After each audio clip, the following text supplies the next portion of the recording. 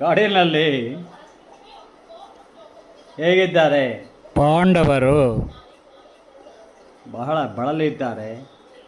ದ್ರೌಪದಿ ಅಂತೂ ನೋಡಲಿಕ್ಕೆ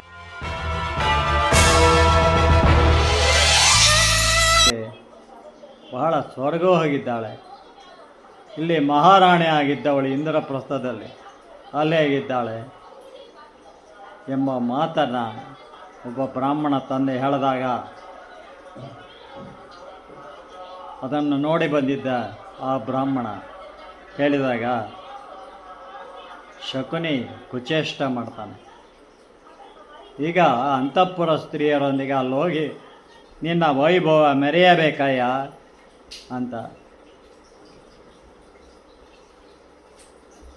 ದುರ್ಯೋಧನನಿಗೆ ಶಕುನಿಯ ಮಾತು ಇಳಿಸಿದಾದರೂ ತಟ್ಟನೆ ಮಂಕಾಗ್ತಾನೆ. ಯಾಕೆ ಅಳಿಮಯ್ಯ ಶಪ್ಪಗಾದೆ?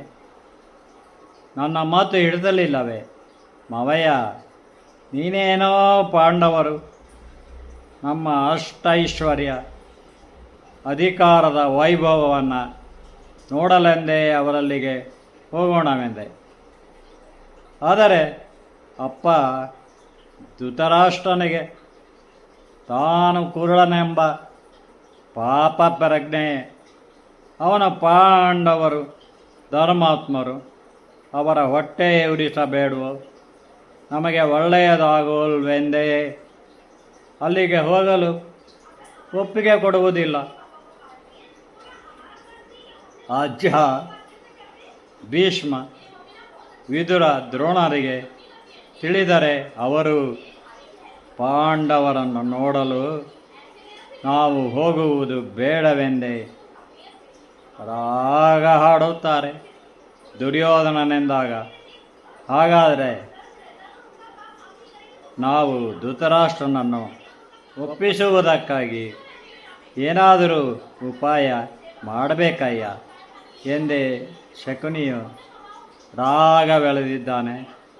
ದುರ್ಯೋಧನನು ಕರ್ಣನಿಗೆ ಸಲಹೆ ಕೇಳಲು ಬಂದನು. ಕರ್ಣನಿಗೂ ಮೊದಲು ಶಕುನಿಯು ಕುರುಕುಲು ಬುದ್ಧಿಗೇಡಿತನ ಕುಚೇಷ್ಟೆ ಹಿಡಿಸಲಿಲ್ಲ. ಕರ್ಣ ಹುಟ್ಟಿನಿಂದ ಆಗಿರಲಿಲ್ಲ, ಸೂರ್ಯಪುತ್ರ ಅವನು.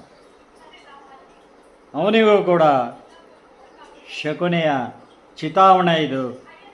ಇಂಥ ಕುದುಕಲು ಬುದ್ಧಿ ಕುಚೇಷ್ಟೆ ಅಲ್ಲೋಗಿ ಪಾಂಡವರಿಗೆ ಎದುರುಗಡೆ ಮೆರೆಯೋದು ಎಂದಾಗ ಕರ್ಣನಿಗೂ ಕೂಡ ಇಡಿಸಲ್ಲ.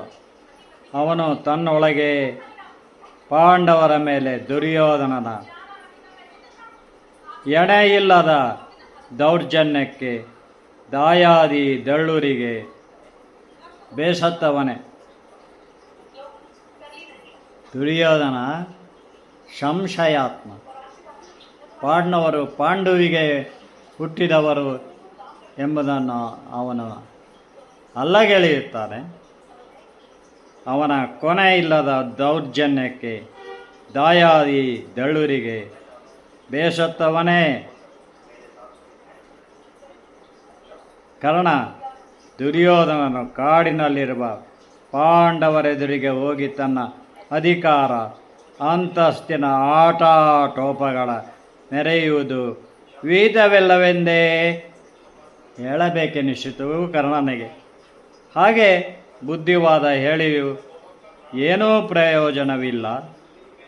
ತನ್ನನ್ನು ಪರಮಾಪ್ತ ಸ್ನೇಹಿತನೆಂದೇ ಬಹಳ ಹಚ್ಚಿಕೊಂಡಿದ್ದಾನೆ.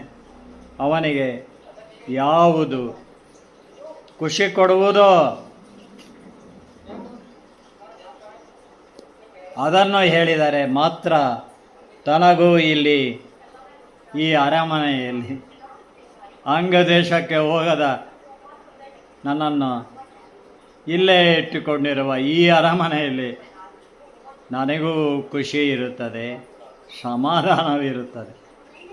ಅದೇನು ಖುಷಿರೋ ಏನೋ ಅಂತೂ ಒಟ್ಟಲ್ಲಿ ಸಮಾಧಾನ ಇರುತ್ತೆ ಎಂದು ಅವನಿಗೆ ಅದಾಗಲೇ ತಿಳಿದು ಬಿಟ್ಟಿದೆ.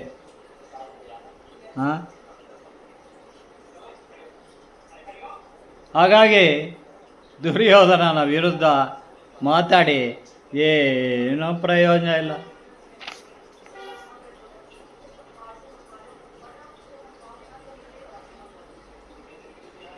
ಇಲ್ಲದ ಸಂಕಷ್ಟ ಮೈ ಮೇಲೆ ಹೇಳ್ಕೋಬೇಕಾಗತ್ತೆ. ಹೇಗೂ ಅವನ ಋಣಕ್ಕೆ ಬಿದ್ದಿದ್ದೇನೆ.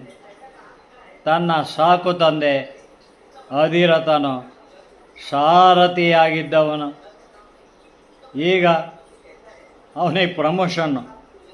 ಧೃತರಾಷ್ಟ್ರನಿಗೆ ಸುದ್ದಿ ಸಲಹೆಗಾರನಾಗಿದ್ದಾನೆ. ಅವನು ಇಲ್ಲಿ ಸಂತೋಷದಿಂದ ಇರಬೇಕೆಂದರೆ ಅಧಿರಥ ತನ್ನ ತಂದೆ ತಾನು ದುರ್ಯೋಧನನ ಇಚ್ಛೆಯಂತೆಯೇ ನಡೆದುಕೊಳ್ಳುವುದು ಅನಿವಾರ್ಯವೆಂದೇ ಯೋಚಿಸಿದ್ದಾನೆ. ಕರ್ಣ ಮಹಾಭಾರತದಲ್ಲಿ ಒಂದೇ ಮನಸ್ಸಿನಿಂದ ನೆನೆಯಬೇಕೆಂದರೆ ಅದು ಕರ್ಣನನ್ನು ನೆನೆ ಎಂದು ಒಂದು ಚಿಂತನೆಯನ್ನು ಆರಾಶೆ ಅವರು ಸುಧಾದಲ್ಲಿ ಬಹಳ ಹಿಂದೆ ನಾನು ಹರೆಯದಲ್ಲಿ ಬರೆದಿದ್ದೇನೆ, ನಾನು ಓದಿದ್ದೇನೆ. ದುಷ್ಟರ ಸಹವಾಸದಲ್ಲಿದ್ದರೆ ಹೇಗಾಗ್ತದೆ, ಅಲ್ಲಿಂದ ಹೊರಗೆ ಬರಲಿಕ್ಕೂ ಆಗಲ್ಲ, ಬಹಳ ದೂರ ಹೋಗಿಬಿಟ್ರೆ ಬರಲಿಕ್ಕಾಗಲ್ಲ ಎಂಬುದು ಕರ್ಣನ ಬೇಗುದಿ, ಅಂತರಂಗದ ಬೇಗುದಿ, ತಳಮಳ. ಇದನ್ನು ನೋಡಿ ತಿಳ್ಕೋಬೇಕು ಎನ್ನುವ ಮಾತನ್ನು ಆರಾಶೆ ಹೇಳ್ತಾರೆ. ಅಣಜಿ ರಾಮಚಂದ್ರ ಸೇತುರಾಮ್ ಅಂತ ಅವರ ಹೆಸರು. ಮಿತ್ರ, ದ್ವೈತವನದಲ್ಲಿ ನಮ್ಮ ರಾಜ್ಯಕ್ಕೆ ಸೇರಿದ ಗೊಲ್ಲರ ಗ್ರಾಮಗಳಿವೆಯಲ್ಲ, ಅಲ್ಲಿ ಗೋವು ಸಾಕಾಣೆ ಹೇಗಿದೆ ವಿಚಾರಿಸಲೆಂದೇ ಮೇಲ್ವಿಚಾರಕರು ಕರ್ಣಿಕರೊಂದಿಗೆ ಹೋಗುವೆನೆಂದೇ. ಎಷ್ಟೇ ಆಗಲಿ ಅವನಿಗೆ ಇವೆಲ್ಲ ಹೊಳೆದು ಬಿಡುತ್ತೆ ಕರ್ಣನಿಗೆ. ಇನ್ನೇನು ಮಾಡ್ತೇವೆ, ಅವನನ್ನು ಖುಷಿ ಪಡಿಸ್ಬೇಕು ಅಂದರೆ, ಇಲ್ಲಿರಬೇಕು ಅಂದರೆ ಅವನನ್ನು ಖುಷಿ ಪಡಿಸ್ಬೇಕು. ಸರಿ ಹೇಳ್ತಾನೆ ದುರ್ಯೋಧನನಿಗೆ, ಮಿತ್ರ, ದ್ವೈತವನದಲ್ಲಿ ನಮ್ಮ ರಾಜ್ಯಕ್ಕೆ ಸೇರಿದ ಗೊಲ್ಲರ ಗ್ರಾಮಗಳಿವೆಯಲ್ಲ, ಅಲ್ಲಿ ಗೋವು ಸಾಕಾಣೆ ಹೇಗಿದೆ ವಿಚಾರಿಸಲೆಂದೇ ಮೇಲ್ವಿಚಾರಕರು ಕರ್ಣಿಕರೊಂದಿಗೆ ಹೋಗುವನೆಂದೇ ಧೃತರಾಷ್ಟ್ರನಿಗೆ ಹೇಳಿ ಒಪ್ಪಿಸು ಎಂದು ಹೇಳಿದ ಕರ್ಣನ ಸಲಹೆಗೆ ಬೇಷ್ ಕರ್ಣ ಎಂದು ದುರ್ಯೋಧನ ಅವನು ಬೆನ್ನು ತಟ್ಟಿದವನೇ ಧೃತರಾಷ್ಟ್ರನಿಗೆ ಬಳಿಗೆ ಬಂದು, ಅಪ್ಪ, ದ್ವೈತವನದಲ್ಲಿ ಗೋವು ಸಾಕಾಣೆಯು ಹೇಗಿದೆ ಎಂದು ವಿಚಾರಿಸಲು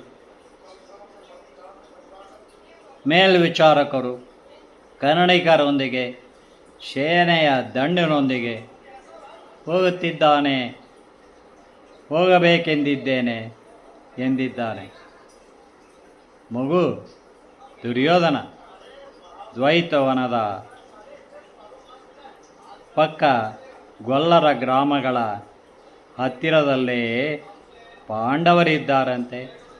ನೀನು ಸಿಬ್ಬಂದಿ ಸೈನಿಕರೊಂದಿಗೆ ಹೋಗಿ ಕಾಡಿನಲ್ಲಿ ಪಾಂಡವರು ಕಷ್ಟಪಡುತ್ತಿದ್ದಾರೆಂದೇ ಅವರನ್ನು ಅಪಹಾಸ್ಯ ಮಾಡಬೇಕೇನು? ಈಗಾಗಲೇ ದ್ರೌಪದಿಯನ್ನು ಸಭೆಯಲ್ಲಿ ಕೆಣಕಿ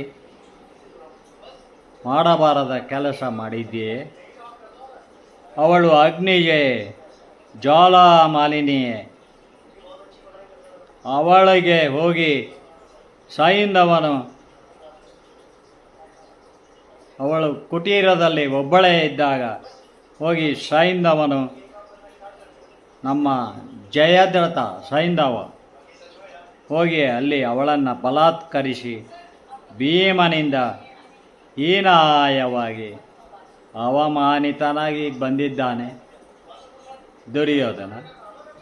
ಯುಧಿಷ್ಠಿರನಂತೂ ನೋಡಲು ಸಾಧು ಸ್ವಭಾವವನಂತೆ ಕಂಡರೂ ಅವನ ಸಾತ್ವಿಕ ಕೋಪ ಅದೆಂತೂ ಸಿಡಿಯುವುದು. ಸ್ವಾಭ್ಯಸ್ಥರಿಗೆ ಸಿಟ್ಟು ಬರಬಾರ್ದು ಅಂತ ಅಂದರೆ ಅವರ ಎದುರುಗಡೆ ಯಾರೂ ನಿಲ್ಲಕ್ಕಾಗಲ್ಲ ಎನ್ನುವ ಮಾತು ಹೇಳ್ತಾನೆ. ಹಾಗಾಗಿ ಅವರನ್ನು ಕೆಣಕಿದರೆ ನಿನಗೆ ಅಪಾಯವೇ. ಅಪ್ಪ, ಯೋಚಿಸದಿರು. ಮಹಾಭಾರತ ಮನೆ ಕಥೆಯಾಗೋದು ಹೀಗೆ. ಸುಮ್ಮನೆ ಹುಚ್ಚುಚ್ಚನಾಗಿ ಧೃತರಾಷ್ಟ್ರನನ್ನು ಓಡಿಸ್ಕೊಂಡು ಹೋದ ಅಂತ ಹೇಳೋದಲ್ಲ, ಮನಸ್ಸಿಗೆ ಬಂದಾಗೆ ಹೇಳ್ಬೋದು. ಅದನ್ನು ಕೇಳೋವಂಥ ಪಾಮರರಿದ್ದಾರೆ. ನಾನು ಪಂಡಿತ ಅಂತ ನನ್ನ ಮಾತು ಕೇಳ್ತಾರೆ. ಅದನ್ನು ದುರುಪಯೋಗ ಪಡಿಸ್ಕೋಬಾರ್ದು. ದಂಧೆ ಮಾಡಬಾರ್ದು ಯೂಟ್ಯೂಬಲ್ಲಿ. ದೇವರು ಮೆಚ್ಚೋ ಕೆಲಸ ಅಲ್ಲ. ಧೃತರಾಷ್ಟ್ರನನ್ನು ಕಡೆಗೂ ಒಪ್ಪಿಸಿದ್ದಾನೆ. ಪಶುಸಂಗೋಪನೆ ಹೇಗಿದೆ ನೋಡ್ಕೊಂಬರ್ತೀನಿ ಅಂತ ಹೋಗ್ತಾನೆ. ಅದಕ್ಕೆ ದಳ ತಗೊಂಡೋಗ್ತಾನೆ. ನಂತರ ಅವನ ರಕ್ಷಣೆಗಿರ್ಬೇಕಲ್ಲ, ಅಂಗರಕ್ಷಕರು ಒಂದಷ್ಟು ಜನ ಸೈನಿಕರು. ನಂತರ ಅವನು ದ್ವೈತವನಕ್ಕೆ ವೈಭವೋಪೇತ ಸಿಬ್ಬಂದಿಗಳು ಹಾಗೂ ದಂಡಿನೊಡನೆ ಹೊರಟು ನಿಂತಾಗಲೂ ಧೃತರಾಷ್ಟ್ರನ ಮನಸ್ಸು ಒಯ್ದಾಡಿದೆ. ಸಾರಿ ಹೇಳ್ತೇನೆ, ಮಹಾಭಾರತದ ಕತೆ ಮನೆ ಕತೆ ಆಗೋದು ಹೀಗೆ.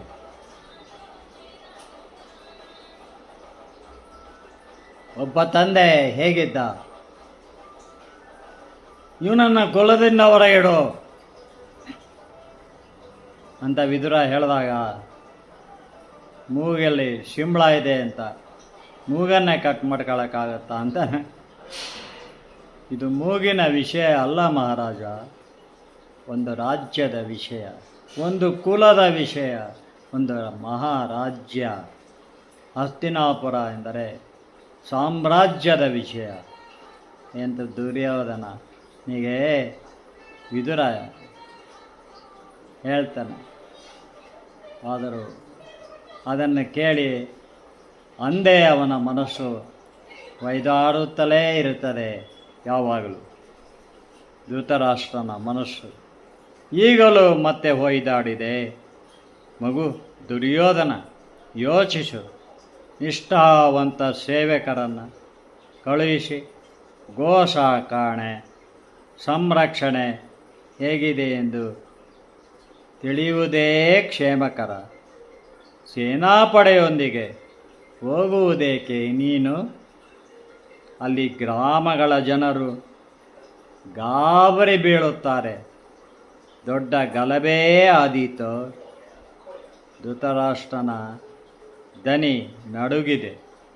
ಇದೇನು ಚರ್ಚೆ ಎಂದೇ ಬಂದ ಗಾಂಧಾರಿಯು, ಮಗು ಸುಯೋಧನ, ಅವಳು ಯಾವಾಗಲೂ ಸುಯೋಧನ ಅಂತಾಳೆ. ಬಾಲ್ಯದಿಂದಲೂ ಅವನನ್ನು ಸುಯೋಧನನೇನು, ಈಗಲೂ ಸುಯೋಧನ ಅಂತಾಳೆ. ನಾವು ಹೆತ್ತವರು ಹೇಳೋದೆಲ್ಲ ನಿನ್ನ ಒಳ್ಳೆಯದಕ್ಕೆಂದೇ ತಿಳಿಯಲಾರೆಯ? ಪಾಂಡವರನ್ನು ನೀನು ಮೋಸದಿಂದ ಜೂಜಿನಲ್ಲಿ ಸೋಲಿಸಿ ಕಾಡಿಗೆ ಅಟ್ಟಿದೆ ಎಂದೇ ಹಸ್ತಿನಾಪುರ ಅಷ್ಟೇ ಅಲ್ಲ, ಇಡೀ ದೇಶವೇ ಆಡಿಕೊಳ್ಳುತ್ತಿದೆ. ಸಾವಿರಾರು ಜನರು ಹೋಗಿ ಪಾಂಡವರೊಂದಿಗೆ ಕಾಡಿನಲ್ಲೇ ಉಳಿದುಕೊಂಡಿದ್ದಾರಂತೆ. ನಿನ್ನ ಅಧಿಕಾರ, ಅಂತಸ್ತು, ರಾಜವೈಭವ ನೋಡಿ ಯುಧಿಷ್ಠಿರನಂತೂ ಏನೂ ಆಗದವನಂತೆಯೇ ಸುಮ್ಮನಿರುತ್ತಾನೆ. ಅಷ್ಟಕ್ಕೂ ನೀನು ಅವರನ್ನು ಕೆಣಕಿದೆಯಾದರೆ ಭೀಮಾರ್ಜುನರು ಸುಮ್ಮನಿರುವರೆ ಬೇಡ ಸುಯೋಧನ. ಅಲ್ಲಿಗೆ ನೀನು ದಂಡಿನ ಸಮೇತ ಹೋಗುವುದು ಬೇಡ ಮಗನೇ. ಅರ್ಥಳಾಗೆಂದಿದ್ದಾಳೆ ಗಾಂಧಾರಿ.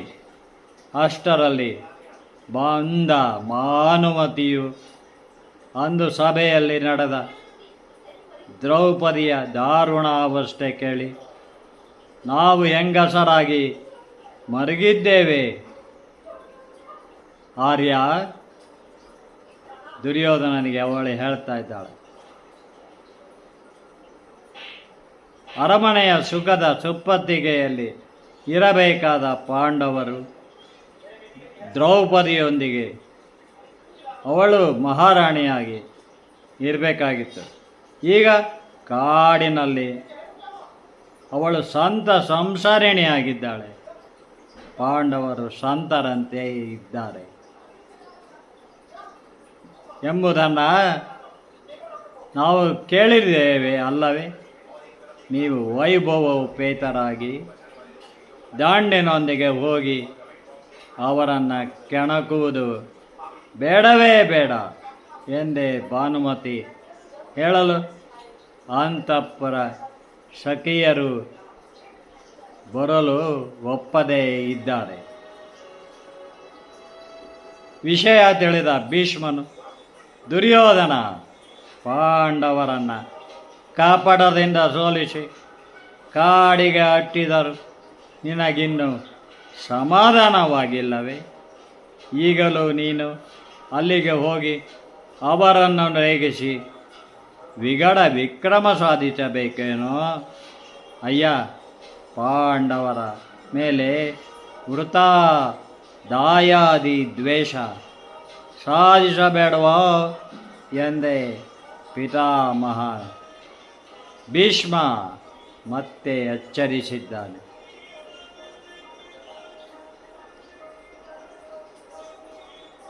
ಅದಕ್ಕೆ ಕಿವಿಗೊಡದ ಅವನ ಹಠವೇ ಗೆಲ್ಲಬೇಕಲ್ಲ. ಕಡೆಗೂ ದುರ್ಯೋಧನನ ದೊಡ್ಡ ದಂಡು ದ್ವೈತವನಕ್ಕೆ ಹೊರಟು ಬಂದಿದೆ. ಗ್ರಾಮವೊಂದರ ಗೊಲ್ಲರ ಹಟ್ಟಿಯಲ್ಲಿ ಬೀಡು ಬಿಟ್ಟಿದೆ. ಅಲ್ಲೇ ಡೇರೆ ಹಾಕಿದ ವರ್ತಕರು ಅಂಗಡಿ ಮುಂಗಟ್ಟುಗಳನ್ನು ಡೇರೆಯಲ್ಲಿ ತೆರೆದಿದ್ದಾರೆ. ವಿಚಾರಕರು ಕರಣೀಕರು ಗೋವುಗಳೆಷ್ಟು, ಹಾಲು ಮೊಸರಿನ ಉತ್ಪತ್ತಿ, ಸರಬರಾಜು, ಮಾರಾಟವು ಹೇಗಿದೆ? ನಾನು ಈಗಾಗಲೇ ಹೇಳ್ದಂಗೆ ಪಶುಸಂಗೋಪನೆ ಬಹಳ ಮುಖ್ಯವಾಗಿದೆ. ಆಗ ಹಾಲು ಮೊಸರು ತುಂಬಿ ತುಳುಕುತ್ತಿದ್ದ ಕಾಲ. ಆ ಕಾಲದಲ್ಲಿ ಮುಂಗಟ್ಟೆಗಳನ್ನು ತೆರೆದಿದ್ದಾರೆ.